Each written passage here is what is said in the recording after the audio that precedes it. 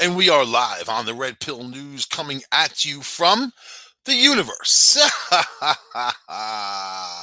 just try, just try to find me. I am here, I am there, I am everywhere you want to be. Probably not. But I'll say this to you. I'm not on a highway blocked by a truck right now, at least, But I fear that this protest in Canada, where the truck drivers are blocking the roads, is going to pour over here into the United States. Canadians are some of the most passive people you'll ever meet in your life. They're not really the types that stand up for themselves. Only a handful. A lot of them are very stealthy, though, about it. And that's the kind of people safe bastion is, oh, this happens here in America. I can't handle it anymore. Ooh, I'm gonna go to Canada and be free. And I always laugh in their faces when I hear that. Canada free? What Canada are you talking about? Ain't the one that I know. So you got the truck drivers that's pouring over into Michigan. At some point, you know that the anti-vaxxer crowd out there, the people who really have an attitude about things right now, are going to climb into their trucks because they own them, and they're going to go to these interstates and they're going to block things off. They're going to shut things down. So now's the time to buy toilet paper. If you ever needed a time to buy supplies, there's the trucks that bring it to you. That's it. Without those trucks, your supermarket, your pharmacy, anything and anything, it will not be supplied, and you will not have the things that you need. Just like in New York City, you have all the people stealing everything from these places. There'll be nothing left to steal. you know, they got people walking into supermarkets, walking out with 10 steaks, walking down the street. Things are out of control. Lawlessness is out of control. The leader of Canada left Canada because of the threats on to him. This dude, I even said, I have COVID-19, and then he ran into hiding. Now he's apparently in New York, hiding out. That's intense. Just kind of say that out loud. The leader of Canada was forced to leave, or scared enough where he had to leave. I would have stood right up to those truck drivers, man. And you got to speak their language. Good buddy. Good buddy. I understand your frustrations, but you have to be 10-10 on the side. You know what I mean? I pull out my CB language from back in the day. You know what? That's as good a language as Pig Latin. If you know Pig Latin, you can get by in a lot of countries. Same for CB language. Yeah? Talking about a smoky and a plain white rapper. Good. That's right. Not the same kind of rapper that we know as a rapper these days, but yes. I know those, especially up in Canada, the Moose Patrol, whatever, right? The Canadian Mounted. I get it. Anything I know about the Canadian Mounties is from Bullwinkle, basically. The Bullwinkle copy. That's where I get my information from. Now you know the truth. Bullwinkle. It was a very smart show. So, yeah, it's going to pour over. What do you think would happen if these trucks go down to the major interstate interchanges like in Indiana, where the only reason why you have to drive through Indiana is because you have to drive through Indiana. It is not a state that people would ever normally travel to unless they knew someone there, they had friends, or they lived there, they need to go home. Whatever. That's Indiana. I'm not saying you can't get some nice driving. you know, it's some beautiful country, cornfields and things like that. But what I'm saying to you is the routes around like George Washington Bridge, between New Jersey and New York City, you 5, 6, 7 trucks will shut that down, and that's it. It's done. I mean, traffic is done. So, it'll back up miles and miles and miles and cause an unbelievable issue. There's places that they can do this that are important for commerce, important for travel. So yeah. I think that we're going to see this in the next week or two. It'll start in a few days here. It's already started, really, and they're trying not to talk about it in the news because they know that they'll fan the flames. Except for Fox. Fox is happily talking about this. They want to see this type of stuff because that's that whole they push themselves as being the blue collar worker, safe zone, but yet they're not. Yet they're not. They're all just a bunch of weasels on there, and you can't say that they aren't. And all of them, CNN, Fox, MSNBC, weasels, a bunch of weasels that are happy to use you, and then they go back to their mansion at night and they go to sleep and they smile because they know they're going to get some kind of an award. And that's really the exploitation of mankind. That's what the news has become. Exploitation of mankind, not the news. Oh, this is what happened. It's all opinion-based, driven tripe, right? So in that tripe, oh man, you're going to see some stuff. And man, it's already gotten violent. This is a terrible time of year for suicides as it is. There's people, killing themselves, killing their kids, killing themselves, going into stores, shooting places up and whatever. It's, oh my God. People driving down the highway getting shot. On Long Island, this kid was driving, got shot up. They don't even know why or what. So yeah, some of these are intended. Some of these are a situation where they're random, and it's people's anger that's gone out of control, and that this government has given people the green light, people of the lowest level mentality, the green light to go out and commit crimes. And they lit a fire they are not going to be able to put out. It's not going to be able to put this fire out until it's burned out, and you pick up the pieces afterwards. So already in New York City, they want to have some kind of control over these mass stealings. Even Al Sharpton is talking about, oh, he can't get his toothpaste now because they stole everything and whatever. Al Sharpton usually says great things about those guys because that's his base. His base is the ones who's in there stealing. That's his base. If you know anything about him, that's his base. But same people on his own side saying, oh, no, we have to let them steal. Oh, no, no, no. We're against mass incarceration, and it's just crazy to say, well, we don't want to put a lot of people in jail, so we're going to let them commit the crimes. You have a DA in New York City who's already admitting that Harlem is out of control, that stores are closing, Rite Aids are closing, other stores, boutiques, all that, upper level, lower level, all kinds of things. People walking in there stealing what they want and walking out. How are you going to stay in business like that? Oh, nice restaurant, huh? You got 50, 60 customers in there. Here comes a gang of 40 people with weapons. They're going to rob everybody and take all their stuff and leave. Who the hell wants to deal with that? So you learn really quick to stay away from those places and stay away from the city. Stay away from places where this is going to just evolve into a mushroom head event, and it's going to explode. We are on the heels of it right now. And there's not one person out there that's going to be able to put a stop to it because this is what they've all wrought. This is the political tripe, the political rhetoric, the political attacks, cutting people apart, using funding to go defund the police and whatever, and take this money to go fight this and whatever. Defund the police, really? Yeah, it's the cops who are the problems, right? They're the problems. Come on, man. So whatever. Here you go. New York City thieves swarm upscale boutique. So you think to yourself, okay, it's a boutique, and they can afford it because they've got insurance. I'll tell you about insurance. Insurance only works a little bit for a little while. Once you start getting hit over and over again, the insurance company sees you as a bad risk, and then they either raise your insurance to a point where you just can't afford it, or you shut down because you have to be insured to have these places, right? Afternoon robbery, $50,000 worth of stuff.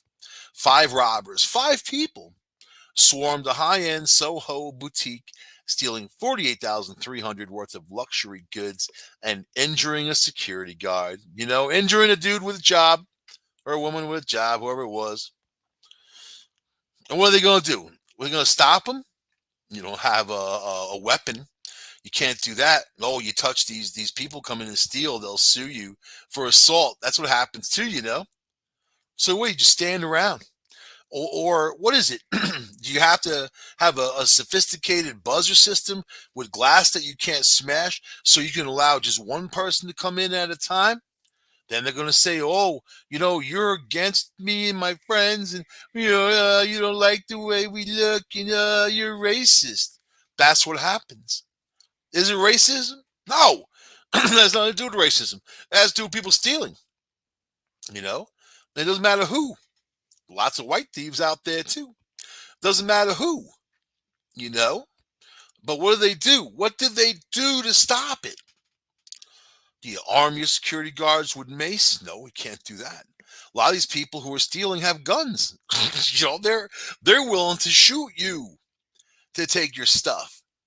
They have been green lighted into this mentality where they can do whatever they want without punishment. This is what's happened with a large group, these protesters that burned down the police stations, that kind of passion, belief, and anger, and all these terrible things that come together, of misguidedness. Then you have the elements out there who want to, they're actually fragmented groups of that group who just want to go and steal. And they'll steal day long. They'll steal TVs and whatever. Other people protesting, these people are stealing, and then they don't even know what the hell the protest is about. Basically, they just know that there's a lot of confusion and they're stealing. Who stops them? Who stops them? How many people can have a store that gets wiped out, right? So this heist here, 5 people walking in stealing $50,000 worth of stuff, happened 12:30 in the afternoon at the Celine boutique on Worcester Street. And pricey handbags retail for $1,000. You'd be ashamed of yourself even to buy a handbag worth thousands of bucks. Hey, really? I don't know, man. I'm not cut from that jib, I guess. I like good stuff. Don't get me wrong. I'm no prince, and I don't need to be one. And I think that your level of what you respect and what you really like, the things that mean a lot to you, as long as you know that you have these things and you have enough of them, you're rich as it is. You know what I mean? So you always have to think that your life is the dream of somebody else that doesn't have that. Always have to think about, appreciate the things you have, right? But thousands of bucks for a handbag, you see. And as for like dating people, there, I know women that were into all that, the big bucks for everything. I mean, they spend thousands of bucks a month on stuff, and those are the people I'd levitate away from. Is more to life. Do you really need $1,000 handbag? I'd rather have the person have $100 handbag, which is a pretty nice freaking purse, and then take the 900 and give it to some worthy charity, if there is such a thing anymore. Okay. Here we go. One guard suffered an injury to his elbow and thumb during the fracas. He's probably trying to hitchhike the hell out of there.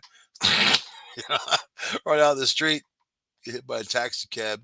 The suspects fled the store with their haul and remained on the run Friday night, police said.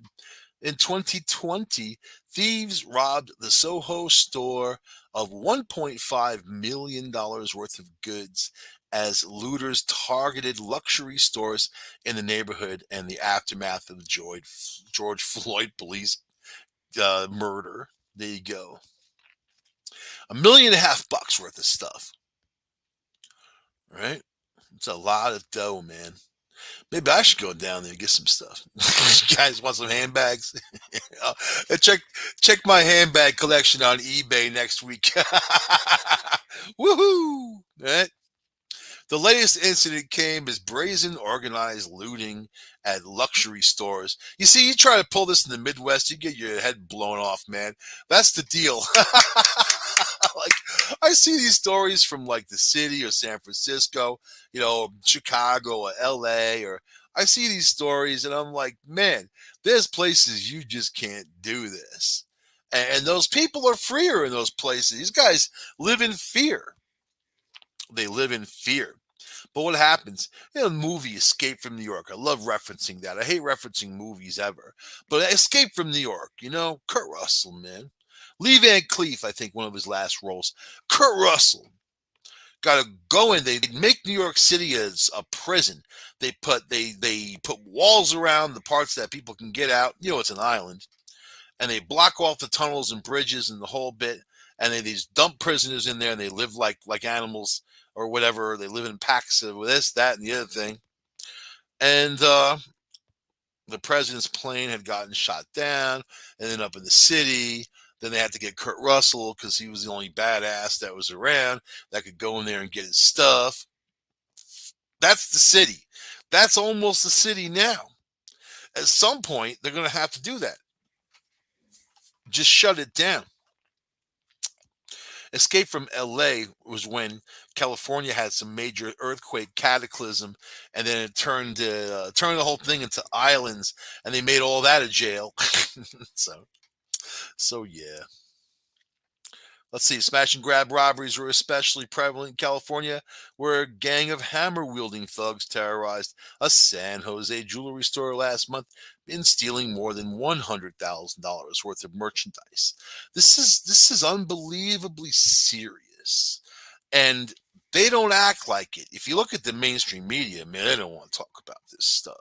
They want to talk about, just like the English. I watch a lot of English news, and the only thing now they can really talk about is a Christmas party that happened over a year ago with Boris Johnson. And they wanted this guy to resign because he had wine and cheese with 3 people, whatever the hell it was.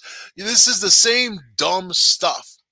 And I'll tell you, it's the same energy that is going after that. Energy that went after Trump. Granted, Trump is Trump. I don't like him. Not a lot of people could probably even say they like him, How he run the country. You see the ramifications of that. But you had a party, and you had a party pushing people into fighting every step of the way, no matter what, So the guy had a lot of accomplishments. You can't say that about a lot of other presidents. Is he a mess? Yeah, he's a mess, Now they're saying he flushed stuff down the toilet. Important documents, and he left with all these documents. Hillary and Bill Clinton, when they left the White House, had taken a large amount of furniture, paintings, all kinds, millions of bucks worth of stuff. And their answer was, after they got caught, that they thought they were allowed to take some mementos. Trump, on the other hand, wanted to get rid of all the paperwork. And seems weird to me he's a billionaire and he doesn't have a shredder. You know what I mean? $50 for a shredder. So whatever, man. He messes himself up. I don't like even hearing the guy. I know this is what's going to happen. He's going to run again. And it's going to be him and probably the dude from Florida, Death Santos. It is going to be a war. You've got entities that are just going to be battling it out. Oh man, Joe Biden said he's not going to run again. He's done and whatever. He was done before he started. He was done 50 years ago when he started. He was done. Now Hillary's talking about running again. Trump and Hillary? Oh my God. So we got ringside seats to the apocalypse of politics. We're going to be able to report on it and watch it every step of the way. This is my Super Bowl. People have this Super Bowl party. They got this Super Bowl needs and then whatever. I don't care about your stupid sport. This is my sport. It's real life, And these politicians are lying, cheating, thief bastards.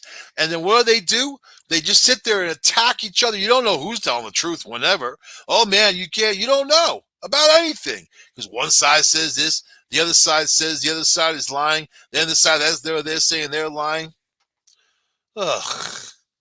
Huh? So yeah.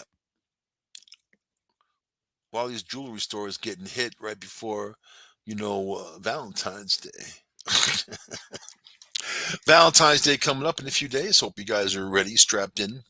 strapped in for the ride of a lifetime. Your Valentine hell. You know, I think Valentine is a misguided, and men deserve stuff too, man. Women kind of act like, "Ooh, give me," and then they get the guy some like little $1 box of chocolate. You know what I mean? So how about just it shouldn't be about that at all. I think it's disgusting, actually, the whole bit of it. Just the commercials and how they sell it to people. If you really loved her, you'd give her a diamond. Really? I'll tell you about women. I know a lot about women because I know a lot of women. That's why I don't date anymore. Because I'm afraid. I'm scared to death. I have PTSD. I'm scared to death. But you give somebody a gift worth thousands of dollars, it gets a very weird concept in people's minds, and they think that, why did you give this to me? You're trying to buy me, is that what I'm worth and whatever? I'll tell you, it's a psychological messed up thing. Then they go hang out with their friends and their friends get to see that jewelry. Ooh, look at that. Where'd you get that from? Oh, man, of course. Oh, my God. Oh, and then they get jealous and they get pissed and they get the attitude because their guy just gave him a free crack pipe from the U.S. government, and said, here, honey, a free crack pipe from the United States government. I got some government cheese too, and some of that government bread. Let's have some fun. Have some fun in the sun. Yeah, you see the whole crack pipe distribution thing funded by Homeland Security or Homeland HHS, whatever the hell that is. Prioritizing undeserved communities. So, all right. So if you give a gift, it should be from your heart, and do something. One of the nicest gifts I've ever gotten. Let's just say it. I'm not going to talk about the worst, and I'm single right now, as you can imagine. Otherwise, I wouldn't be talking this crap. you know. So, and it's as simple as that. Every guy out there knows that, man. So it comes down to this: best gift I ever got, ever received, right? Was was this woman I was with. She went around her property. She had this big property, and she was picking flowers from all over, from beautiful flowers, all these cool things, man. That wasn't that time. That was for my birthday. There's no flowers in February upstate New York. The hell is I think about? Oh yeah, that was the best Valentine's. It was had to do with fishnet stockings and some goddamn good champagne. That was the best one. I changed my story, y'all. Change it. Had some good food. Americana Vineyard. Oh, I remember that. Went to Americana, the cafe there. Oh, that was a good night. That was a good day and good night.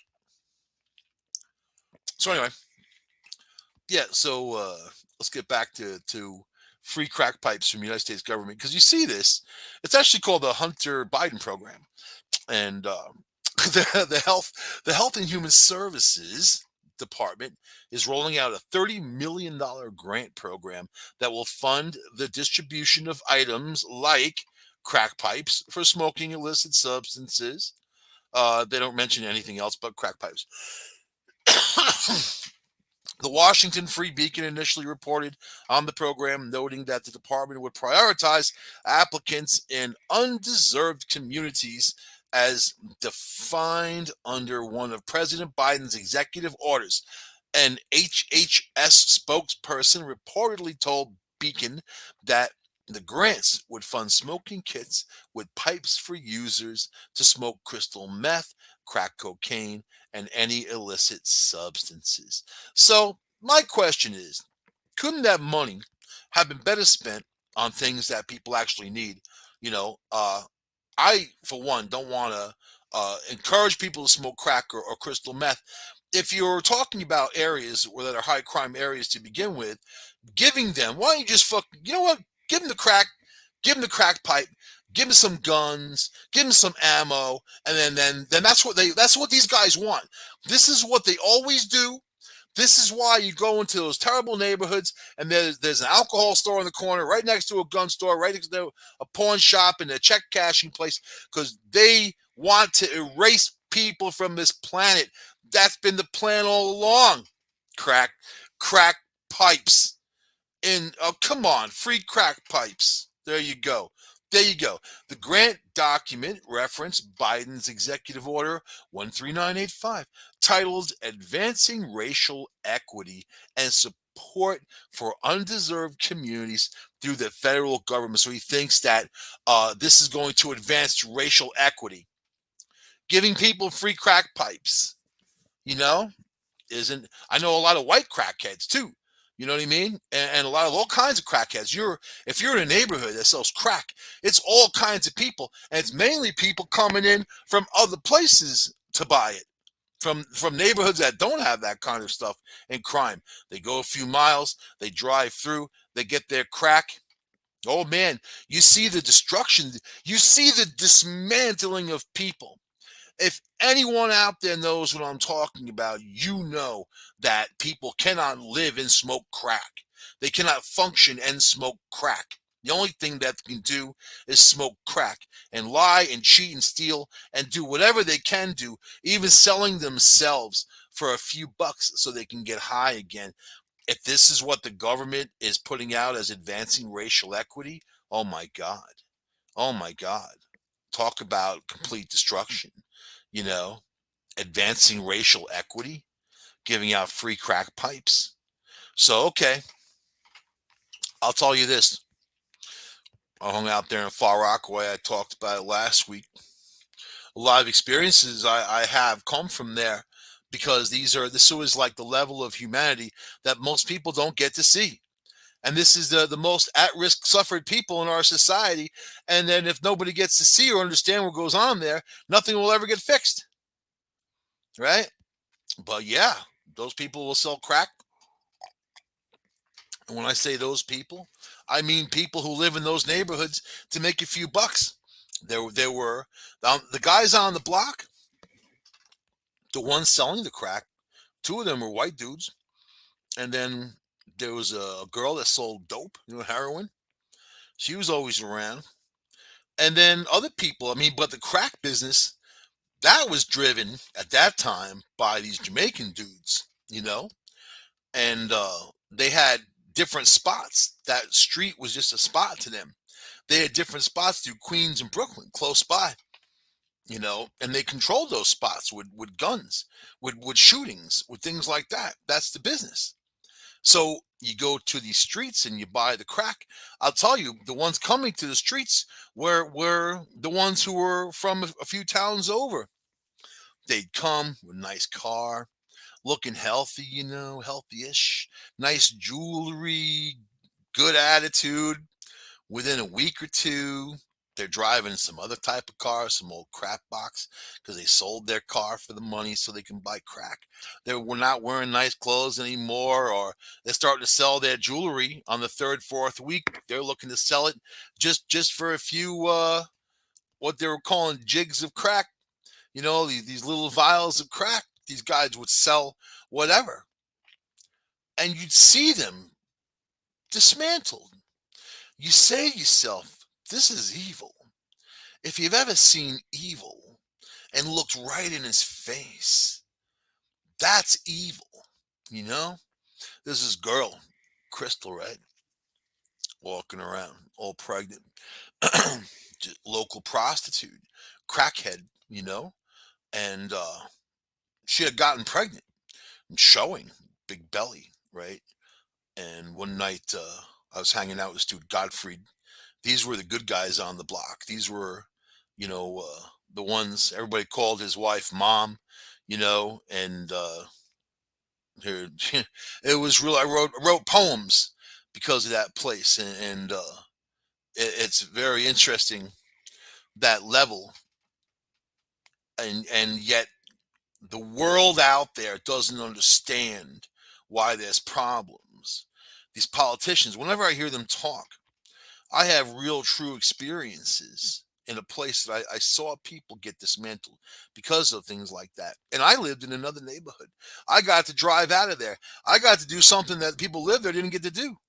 They had to live in that neighborhood with the gunshots and all the stuff going off, as a writer, for me, it was gathering a lot of experience. I made some great friends there, and that's why I kept going back, because my friends that were there, you know? So, but you watch it happen. So one night, Godfrey and I, it's like summertime, I hear this baby crying, and it sounded like it was close by. And I'm like, Godfrey, everybody called him Poopa, right? And it was like, because I was like Grand Poopa of the block, and I was like, Godfrey, Poopa, you hear that baby cry? And he's like, it's from the apartment building, man, you know. Yeah, man, it's from the apartment building. I'm the baby, crying. I'm like, no, man, it's a lot closer than out there, so then I kind of wanted to investigate, man. I got off. We were sitting outside. I walked across the street. I went into this big vacant lot that was there at the time. And then it got closer and closer. I'm hearing this baby crying louder and louder. Don't you know there's a baby laying there on the ground, glass and dog shit around there, and just all the stuff. And you're watching it happen in front of you, the things that shouldn't be happening, the help that people should be getting, and of course it belonged to that girl, and then people saw her afterwards and she wasn't pregnant anymore. She sat there and had the baby in that horrible place, and cut the umbilical cord and left it for dead. And this is not how normal people even act. It's people who have been bitten by this evil, you know, and that's what it is. And you can't sit there and say it's okay. And we're gonna advance racial equity by giving you free crack pipes for your community. It's the kiss of death. The kiss of death. So when I think of these things, when I see these things, it makes me think back to those times and those people who are mainly all dead by now. You know, I keep in touch with some friends there still. They don't live in that block anymore, and but they still sell drugs out there. They still sell crack out there. Just different groups. The one guy who was in charge of the group died of a massive aneurysm while he was shaving. I remember when it happened. He was in his early 40s. Went to the block, and his name was Puggy. They said, "Do you hear about Puggy?" When they say that to you, the person's dead. You know, and that was that for that. And that business petered out because he was the driving force behind it. But I'll tell you, there's an underworld that the police, that the government doesn't understand. The police come around, they treat people there like they're idiots.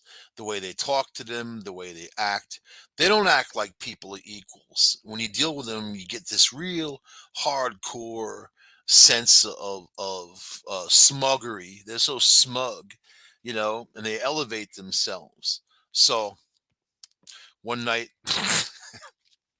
they came down, they ride two cops to a car, you know, and we're all kind of sitting on the stoop, and there's a bunch of people around, and I'm facing these guys. I'm like on the sidewalk facing them, but everybody else is kind of facing out. So the cop turns on the bright light on the side, which basically illuminates everything. It's like zunk with white light.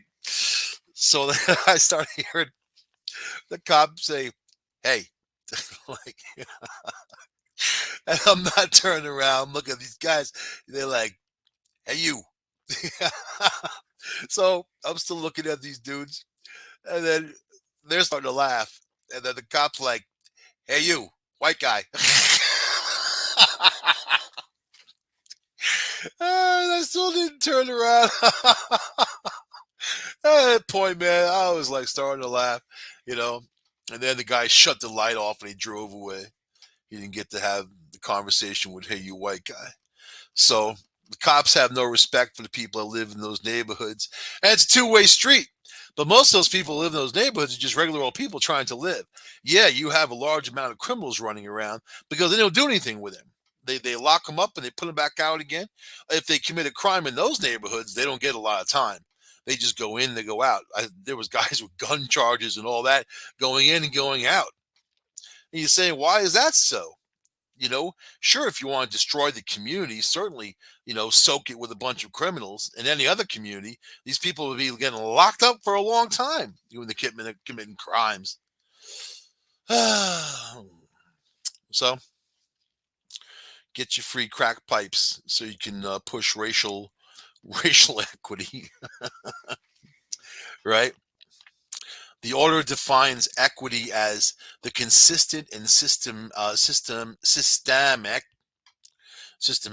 should be fair, just, and impartial treatment of all individuals, including individuals who belong to underdeserved communities that have been denied such treatment, such as Black and Latino and Indigenous and Native American persons, Asian Americans, Pacific Islanders, and other persons of color, members of religious minorities, lesbian, gay, bisexual, transgender, and queer persons with disabilities, persons who live in rural areas, and persons otherwise adversely affected by persistent poverty or inequality. They left me out, and I feel that they're racist and they're bigoted against me, man. Although I do live in a rural area, kind of, sort of, and all these people can get free crack pipes. Just get in line. They want you all to be able to smoke your crack and have not have to pay as much for crack pipes, I guess. And then people ask, so how does this achieve racial equality? And then that's the whole thing. Then they do the Texas sidestep. You know, gonna do it, a little sidestep. Now you see me, now you don't. That's the politician's thing. I have heard you and I understand. I'm going to get to work on that right away. So you have the Olympics going on. You got a lot of people crying because of it. I watched videos that are very humorous to me because I don't know what I am, slayer. I was like, I get stuck in, that's my job description these days in my mind is just, that's where I am. I'm a slayer. I don't know whether that's a job title or a job kind of what they say your attributes are, or the function. I don't know what it is. All right, I'm not a slayer, but it comes down to China, and I'm watching videos. First they had the Russian people on there. This lady, a lot of women in the Olympics. It must be like female Olympics. I don't follow it. I just follow the aftermath in the news when I like to laugh at these things. Or cry. And it shouldn't. All these people should be ashamed of themselves for going to China and participating in a farce Olympics when China is guilty of so many human rights abuses, releasing COVID-19 around the world, killing millions of people. How many selling organs, people's organs out of their bodies and killing them. I don't know how much more do you need of what China does, and they're openly cheating. Of course, they're putting drugs inside of the food they're feeding these people so they can say they're doping. Of course, they're disqualifying people so their people win, so they can win the gold. And they've done this time and time again. It's like watching that movie Meatballs, and they have the rich kids camp versus the normal person's camp, and the rich people were cheating out in the open, doing whatever they wanted to do, while the other camp had to kind of play it right until they couldn't anymore. So I laugh in the face of all these people who participate. You're crying in China. You don't like the conditions. The ice is weird, and the snow was weird because they had to manufacture it. And God only knows what the hell's in there. Soylent Green, most likely. And they're just laying there ready to waste with all this stuff. So then you have this Zhu Yi, U.S.-born Chinese Olympic figure skater slated in China after falls. So she gave up her citizenship to go join China to be in the Olympics to represent China. Figure skater Zhu Yi has faced increasing criticism on Chinese social media after falling several times during her Olympic team event skates. The debut of the U.S. born athlete on Sunday saw her fail to land jumps, pushing Team China out of the medals. The second performance on Monday, which where she fell twice, earned more criticism. Now, because of this, the Chinese government is gonna like torture her family. They'll probably send her father is some scientist, American scientist, by the way. So they probably made a deal with that, and they're gonna end up taking that dude and putting him some place, some place that's not 5 star. I'm watching them cry about the meals they were served. Just Russian chicks like, "Shishwan, they expect me to eat, and they feed me this morning, noon, and night." And I'm looking at it like, man, that looks a lot better than the school lunch I used to get back in the day. And that was a nice town on Long Island. Imagine that.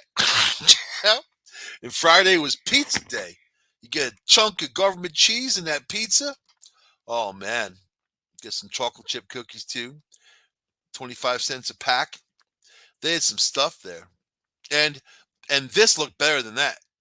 So yeah, there you go. So now her performance was called shameful and embarrassing, and by some it said with personal attacks made on her background and her poor grasp of Mandarin. The criticism also appeared to be linked to discontent that the skater who was raised in the U.S. was allegedly chosen for the team event over Chinese born skaters. You get what you pay for. American kids are lazy, man. Did you actually think that you're going to get an American Olympian and they're going to be any kind of decent? I'm not knocking American Olympians. I'm knocking the privileged few. And I know a dude who sent his kid to Olympic school and whatever. They're very wealthy people. This is mainly the people that do this, and they train their whole life for these events. And then if you focus all your stuff on one kind of a thing, that's great. And then afterwards, they become some gym teacher somewhere talking about when they once was, or they didn't win the gold, or whatever, or it was political. Serves you right to be in a country that participates in hurting and murdering people and making people suffer. Animals too. Serves you right for everything you receive in those places. So I'll say that. Many questions why the 19-year-old had been chosen and made groundless claims that Miss Zhu had been favored because her father is a prominent scientist. Let's see. It trended on Weibo before it was later taken down because there were so many. The vicious level of attack led to Weibo deleting hundreds of posts and suspending accounts. Zhu, who gave up her U.S. citizenship to join Team China in 2018, had appeared visibly tense on the ice even before she fell on an early jump, crashing into a wall. After her performance on Sunday, she said that she felt upset and embarrassed. Yeah, I would too. You know what? That's your moment. Glad that she wasn't skating for us. And by the way, for all you people out there about the bad food, I see all the pictures being circulated on Facebook saying, "Oh, look at the food! Look at the food they made our Olympian athletes eat." Our Olympian athletes from the U.S. brought their own food and water. So yeah, you don't actually think that they were going to go there and not bring their own food and water to a place like China, really? So I guess I felt a lot of pressure because I know everyone in China was pretty surprised with the selection of ladies singles, and I just wanted to really show them that I was able to do it. But unfortunately, I didn't. There you go. Hey, at least she out there. At least she tried. She tried. You know. On Monday, the criticism erupted again after Zhu, looking for redemption, fell on consecutive jumps and struggled through the rest of the routine. Holding back tears on ice, she sobbed openly after the finish. Poor little traitor. you know? And then now they're gonna lock her away. She's gonna be working in a factory for the rest, some soap factory for the rest of her life now. That's China. Or they're gonna say, go back to the US. Go back to the US. We don't need to go back. Get out. You stink. All right. I try to have some empathy for people, but not if they perform in China. What they do is incredible. on how they hurt people and what they have done, and not taking any responsibility for a lot of the terrible things that they have done. So anyway, let's end on a good note. Do I got a good note? I see they're going after Dave Chappelle in the town he lives in. He's going to invest all his money, and they want to have affordable housing. So liberal media, of course, they hate him because of his transvestite comments. They go after him now any chance they get, and they're like, Dave Chappelle stood in the way of affordable housing for all because he didn't want it there, and he was going to pull his investment. These houses were $300,000 a piece, so. The 180 something they were going to build in the area that they didn't want to build in, trying to keep it a small town mentality. I don't blame the guy. So, but they try to vilify Dave Chappelle any chance they get. I support you, man. I support you, man. I don't support that other guy, Joe Rogan. I don't like him. I actually don't like him at all.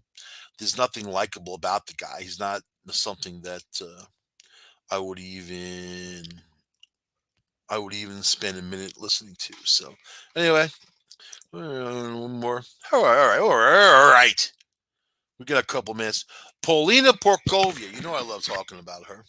I don't even know who she is. She's some model of once when and not anymore. So because she's been out there wearing thongs, I've been talking about her because the whole thing just seems so ridiculous to me. And feminists should be alarmed at people like this because they're defining themselves just basically in the way they look, you know, and still trying to act like they're 20 years old, and they're not. And you have to age gracefully. You don't have to be. You can be sexy at any age, basically, if someone likes that sort of thing. What this woman expects is something different. The picture I'm looking at right now, if I'm going to be completely honest and try to put an age on her, I'm looking at somebody. I would say she's 64, 65 years old from this picture, right? And all those miles, she's only in her 50s, so she's 56. All those miles come from the life that you lead, the cigarettes you smoke, the alcohol that you drink. It's all that lifestyle. So let's do this, man. All right. So Paulina Porskova responds to a rude comment saying she should start living a life for others, not just herself, with a nude photo. She responded with a nude photo. After a lifetime spent taking care of others, I finally get to do me, the 56-year-old supermodel wrote. An older woman is allowed wisdom, humor, patience, but not sensuality. I'm finally fully inhabiting this body of mine. Polina Portskova is done with comments about how women of her age should behave. The 56-year-old supermodel, well, she's not a supermodel anymore. 56-year-old former supermodel, a longtime critic of anti-aging culture, took an unusual approach to call out one of the commenters disrespectful last week. It all started on November 17th when Porskova, November, all the way back, had a screenshot of a rude comment. And she put herself out there in lingerie and whatever, and then the person that said you focus way too much on yourself and your looks, the comments wrote, at your age you should be bathing in the love of your kids and your grandkids instead of traveling all over the world, parading around half naked and acting like a 16-year-old. Move near your kids and grandkids, settle down, get a nice house, make it welcome for your kids and grandkids, and start living life. It's interesting that the person's talking like that. It sounds like somebody who knows her, doesn't it? That whole targeted your kids, your grandkids, and whatever. Sounds like someone on the inside. So, all right. So this is the reason why the comments. So she went out there to get naked, and she wanted to have some fun. The following day, the supermodel posted a nude photo on Instagram, clapping back at the commenters' opinion.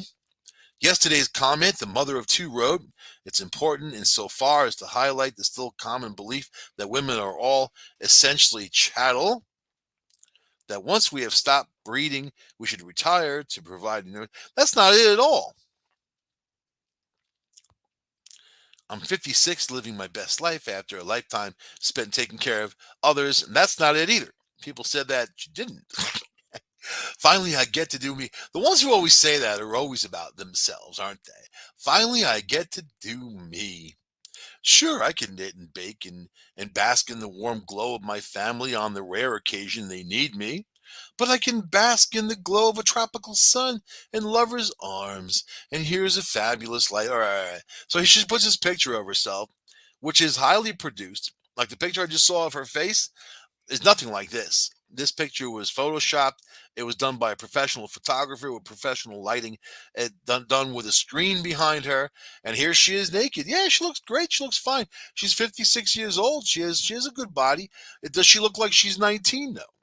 Does she look like she's 35? No. Does she look like she's 45? No. And you don't have to either. So that's all I'm saying is that people should put the value in what they really are at the inside, what you are inside, and let that shine. You're going to go out there and take your clothes off because you're answering some person who commented on you. That's really a very interesting and very weird way of looking at things. So, whatever. There's a lot of people out there like that. Avoid those people. Rick Ocasek, I guess, was married to her and whatever. She had that kind of life. I will see you guys next week on the Red Pill News. Look out. We're going to be doing more Red Pill News during the week, and we're going to be advertising them here and there. So look out for your Red Pill News more than just Thursday. I will see you guys next week on this show. Bye.